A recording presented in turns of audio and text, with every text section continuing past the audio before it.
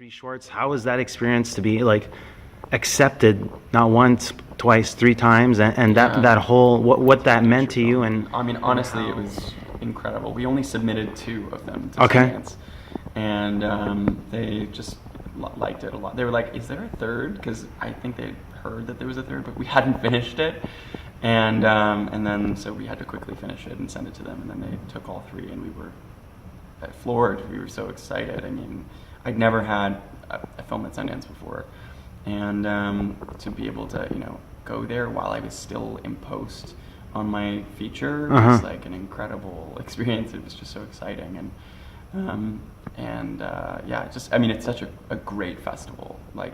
It's incredible, the lineup, the energy there. It's very, very inspiring to be a part of something like that. Yeah, you just to have these 3 films there, and there's the coming out aspect. There's a coming of age aspect. There's a repressed sexuality, repressed childhood memories. I was wondering if you could discuss how you embedded all these elements in the screenplay. Like, what was the screenwriting process for you? I kind of worked backwards when creating Closet Monster. I had one central image, and that was the climax of the film when he. I won't say what it was. Well, we could call it the alien moment, let's say. Yeah, I guess so. He essentially removes internalized homophobia from his body, but it's physical. It's in a physical way, and I kind of got that one image and then sculpted the whole film around it. But that's my method of storytelling is usually like I kind of call it like this cubist unfolding of the brain in a way that allows internal feelings and desires to manifest into a physical, psychological but physical form. And so I tend to gravitate towards magic realism in my storytelling and surrealism and whatnot. But I just wanted to tell a story really about internalized homophobia in a way that was that was empowering, and that's kind of how it came about. And if we were to talk about the players and the setup and the different time periods and stuff like that, how did that map out afterwards? Like, why did you choose that specific? Like Newfoundland? Yeah, Newfoundland, the backdrop, but also the parents. Essentially, I guess the only way I can answer that is just by saying everything is very personal in this movie. And I didn't know what I was doing at all, and I wasn't conscious about how I was sculpting anything at all. It was just literally, this is the only way this movie could have been made. There's always these psychological elements. There's always this talking hamster. There's always these parents and this horrible living situation, and it just all unfolded pretty organically, I guess. But essentially, it's just it's the film I had to make. It's the story I had to tell, and I didn't know what I was doing. Well, continue not knowing what you're doing because you're doing it well. Everybody's referencing this. Obviously, it's Isabella Rossellini's participation in this project, and she has a spiritual kinship to Canadian cinema, Guy Manning's films and stuff. So, when did that element percolate? When did she become a voice for this character?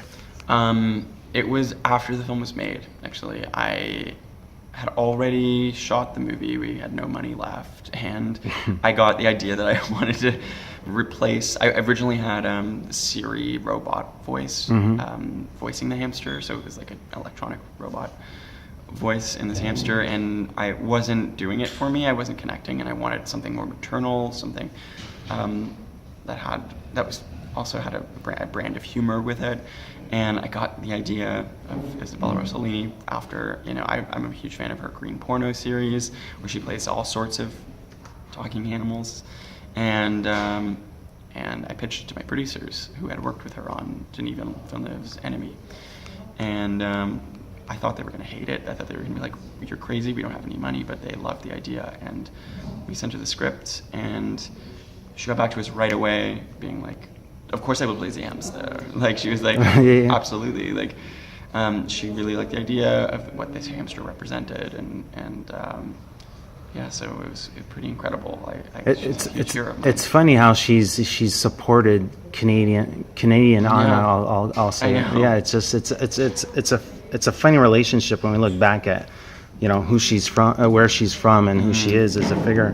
I was wondering if you could talk about the visual strategies that you employ with Bobby Shore, specifically the inserts, which are like rapid moment inserts, but very big on allegorical ideas and stuff.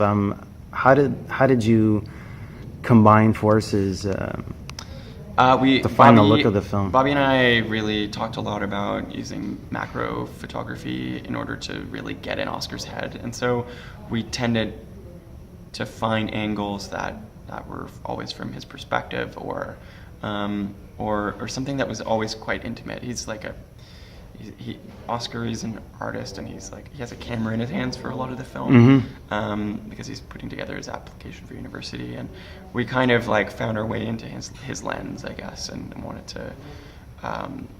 to make sure that the film really was telling his story from his perspective, from his own imagination. So we did a lot of slow motion and macro photography and as well, and actually we shot on some 35mm film also, and we would just kind of sporadically use this camera whenever it was a psychological moment or something that he was nostalgic about or whatever. So we really wanted to play with mediums in this film to unfold and unpack more of Oscar's psyche and his imagination. I was wondering if you could touch upon the dialogue, specifically for all the moments pertaining to the teens. There's a very naturalistic. It doesn't feel cinema. It doesn't there's some really great authentic exchanges. I was wondering, and I had heard through another interview that your background is in acting. So are you overly conscious of how people speak and Yeah, I mean, how did you write the dialogue? Definitely I was going for naturalism with this film. I also tended, especially with the young Oscar and Gemma, Connor, Jessup and Sofia Banzhaf, and Aliocha as well. We did a lot of improv in all of our what's in the script is not improvised at all, but we would begin and end every scene with improv, so that we were never just starting from the beginning. It was the conversation that is in the film has texture outside of that. So just to create naturalism for the scene and to create a sense of ease with the actors and for bonding and all sorts of reasons. But I don't know. I guess I just write in a naturalistic way, I hope. So your filmmaking method, specifically for acting, is you have an idea, and then you'll shoot a couple of scenes, and then if you're afforded that time, you'll. No, it's actually more what's written in the script is always what's in the movie. Okay. But it's what I mean is we will improv. And then improv for 2 minutes. Okay. And then the scene will start naturally. And Okay. We'll just be recording this crazy stuff that's going on. And some of the improv moments will actually make it into the movie, or they'll be in a montage or something.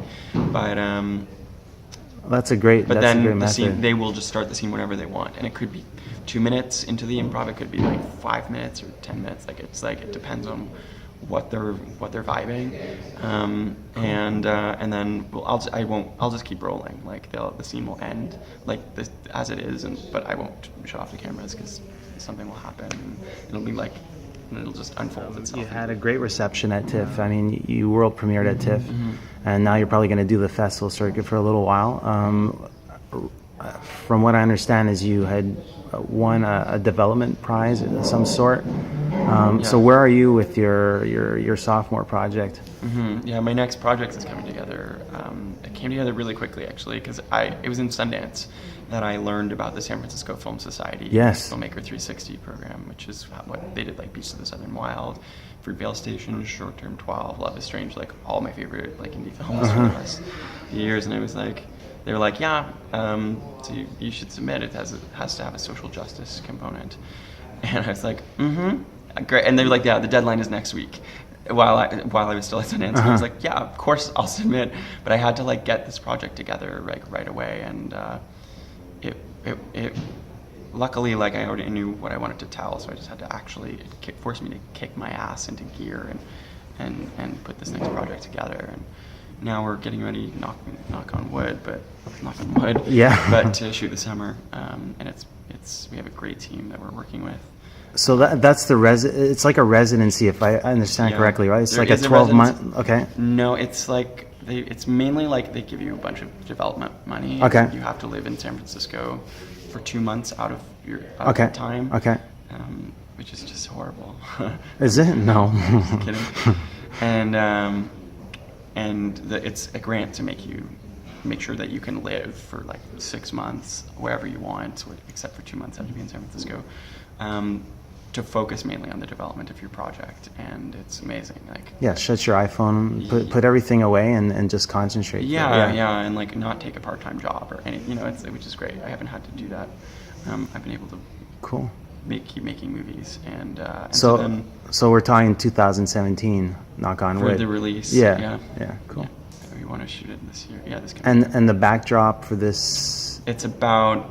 It's called What Waits in Darkness, and it's about this period of history. It's a fiction film based on real historical events where 50,000 people were forced to resettle and relocate off of small fishing islands off the coast of Newfoundland, and they weren't given enough money to move, so they literally jacked their homes off the ground and dropped them into the ocean and floated them across the sea to get to the mainland. And my film is about a family that gets separated while the house is floating. So the men are in the boat, and the boat gets separated while the mother and daughter are trapped inside the house as it floats aimlessly on the Atlantic. This is going to be a strong visual element to this. Yeah, yeah. I mean, it's an insane image, and I grew up. Every Newfoundlander grew up with this photo in their house of like this house floating on the ocean, and but no one knows about this story, and it's a really horrible event where a lot of people got displaced. But it's a story that I really want to tell. It's kind of like the film I've always wanted to make. Great. Well, we're looking forward to it, and congratulations again on Closet Monster. Great debut. Thank you very much.